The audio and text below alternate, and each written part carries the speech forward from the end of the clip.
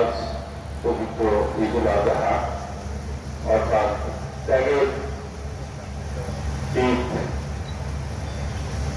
আমাদের প্রিয় নবী হযরত মুহাম্মদ সাল্লাল্লাহু আলাইহি ওয়াসাল্লামের জীবনের আদর্শ হল আমাদের জীবনের আদর্শ।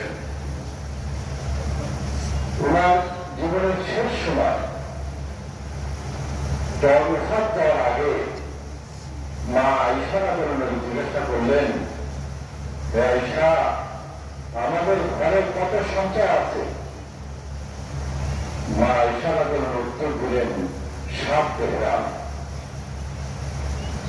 প্রিয় নবী হযরত মুহাম্মদ সাল্লাল্লাহু আলাইহি ওয়াসাল্লাম বললেন, তাড়াতাড়ি এটা ফকির মিসকিনের মাঝে ফেলে দাও।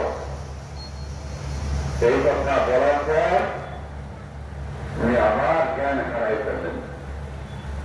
2-3 দিন পর ওনার যখন